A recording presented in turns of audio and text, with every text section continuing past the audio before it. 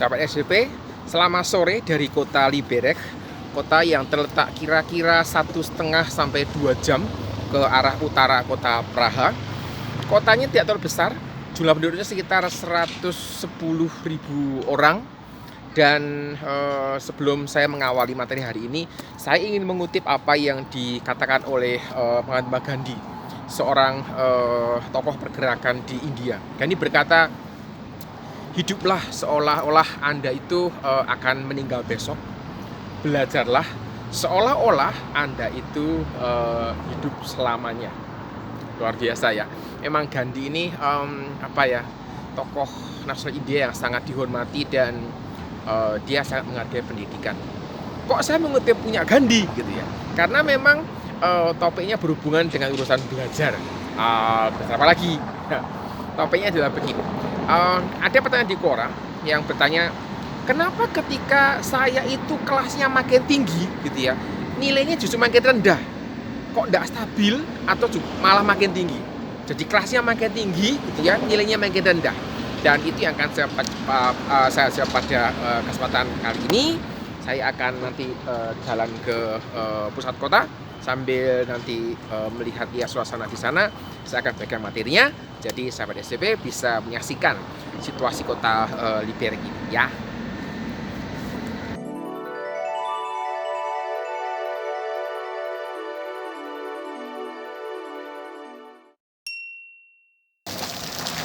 Jadi fenomenanya itu adalah misalnya ketika kelas 9 gitu ya, SKM rata-ratanya itu katakanlah 9,5 gitu.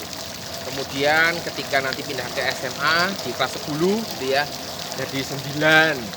Nanti kelas 11 tinggal 8 gitu. Kelas 12 tinggal 7,5. Pertanyaannya, kok bisa ya gitu ya? Apa yang membuat gitu ya seorang siswa itu ketika kelasnya itu makin naik, justru nilainya makin turun? Secara umum jawaban yang bisa saya sampaikan dengan singkat padat gitu ya adalah karena siswa yang demikian dasar konseptual keilmuannya itu kurang kuat.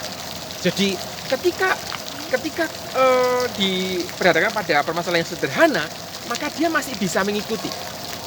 Tapi ketika proses makin kompleks, kompleksitasnya itu makin tinggi, ketika kelasnya juga makin tinggi juga, maka mulai kewalahan sehingga nilainya cenderung untuk turun. Jadi itu penjelasan umumnya kenapa bisa demikian. Jadi konsep dasarnya kurang kuat.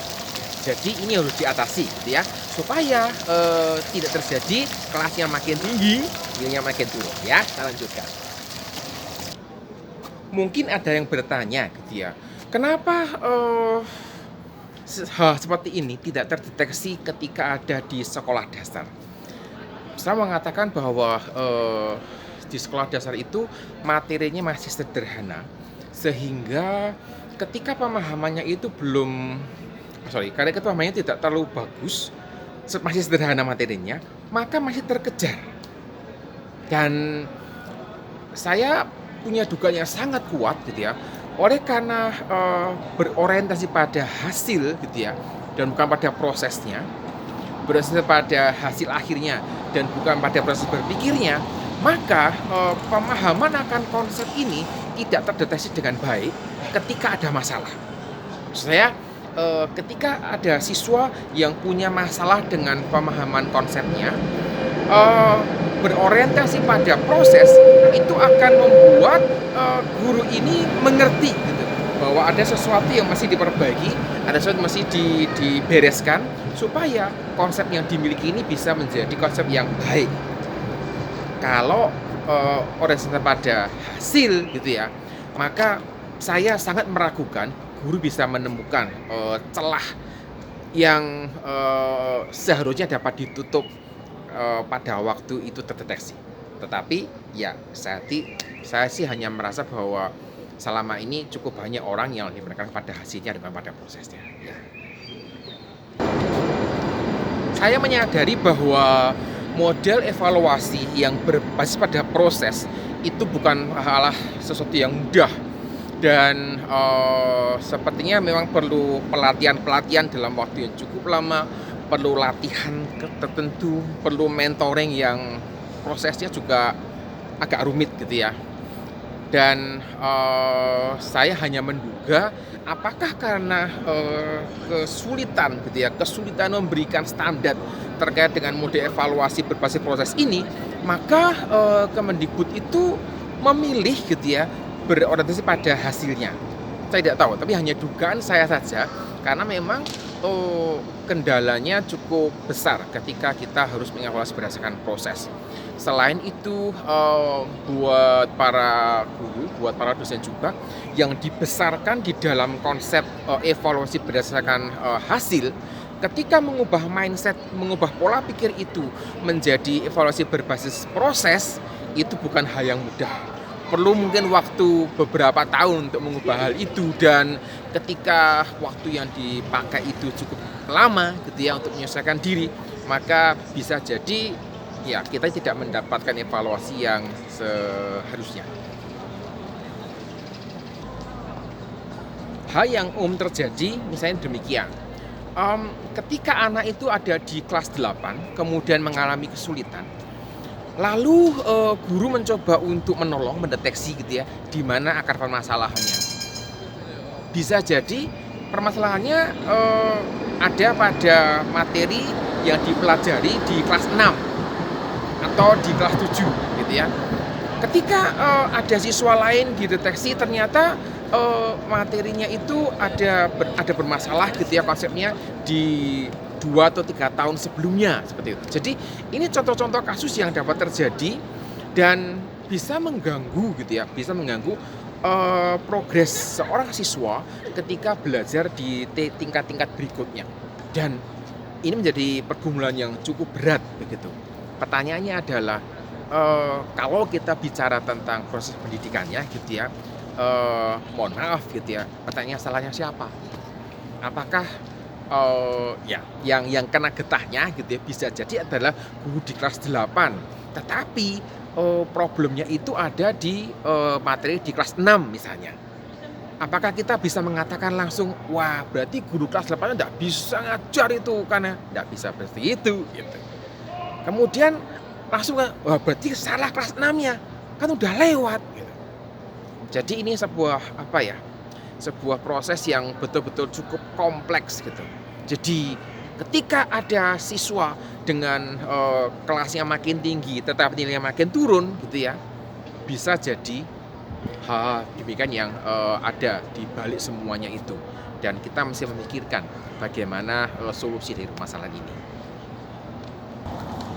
Secara umum kasus yang demikian itu sering terjadi pada siswa yang berorientasi pada hasilnya dan bukan pada prosesnya. Apalagi ketika hasil ini itu diperoleh menggunakan cara cepat yang biasanya dipromosikan oleh banyak bimbel.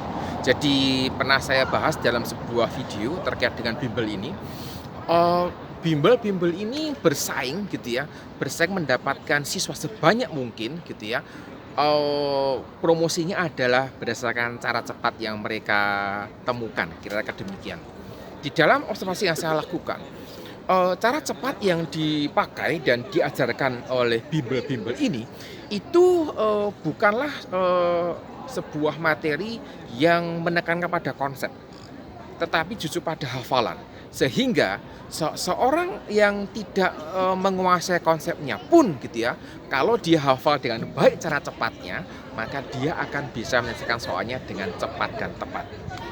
Saya tidak percaya gitu ya bahwa siswa yang menggunakan cara cepat maka dia menguasai konsepnya. Kenapa?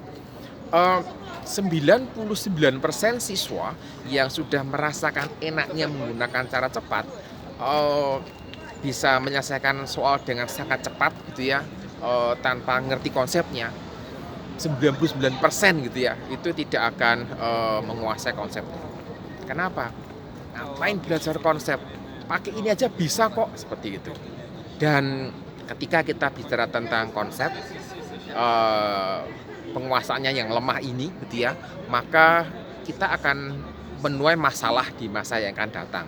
Sehingga ini menjadi satu penyebab utama itu salah satunya terkait dengan fenomena kelasnya makin tinggi tetapi nilainya makin rendah.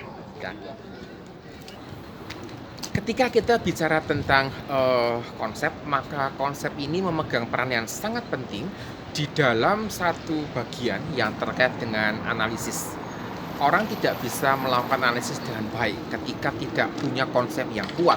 Dan permasalahannya adalah ketika kelasnya ini makin tinggi, gitu ya, maka hal-hal yang diperlukan, hal-hal yang terkait dengan analisis ini semakin banyak. Anda bisa melihat ketika SD misalnya, siswa jarang diminta untuk menganalisis sesuatu. Kenapa? Karena masih di kelas dasar ini mereka diminta untuk menguasai hal yang mendasar. Masih cukup sulit untuk mengintegrasikan, kira-kira begitu. Tetapi ketika sudah masuk di level SMA, bahkan di level kuliah, maka yang namanya penguasaan konsep ini menjadi bagian yang paling penting karena kita bicara tentang analisis. Oleh karena itu, penguasaan konsep selalu menjadi hal yang paling penting dan menjadi bagian yang mesti dipikirkan. Kenapa? Karena tanpa menguasai konsepnya dengan baik, seseorang tidak bisa melakukan analisis dengan tepat. Apa yang disampaikan oleh Mahatma Gandhi, hiduplah seolah-olah Anda meninggal besok dan belajarlah seolah-olah Anda hidup selamanya, sebenarnya menekankan pada masalah tanggung jawab seseorang, gitu ya. Jadi saya memotivasi setiap siswa untuk sungguh-sungguh belajar dengan baik, bertanggung jawab, memberikan waktu yang terbaik untuk belajar, menyediakan waktu untuk menyiapkan diri, menguasai konsepnya, membaca bahan ajarnya.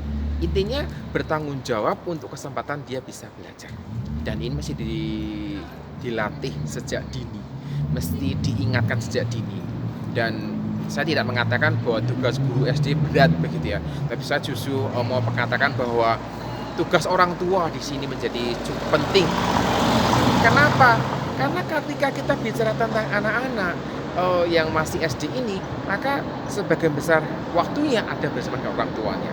Jadi jika Anda adalah orang tua yang punya anak di SD atau mungkin di SMP, nah, apakah Anda sudah mengingatkan tanggung jawab belajar yang terbaik buat mereka? Saya kira itu yang bisa saya sampaikan dari kota Liberec, kota kecil berpenduduk sekitar 110.000 orang yang ada di Republik Czech. Dan saya berharap materi ini bisa bermanfaat, materi ini bisa menginspirasi, materi ini bisa menolong kita untuk menemukan sesuatu yang mungkin gitu ya kita bisa berbagi bersama-sama. Karena saya percaya bahwa bersama kita bisa. Sampai jumpa.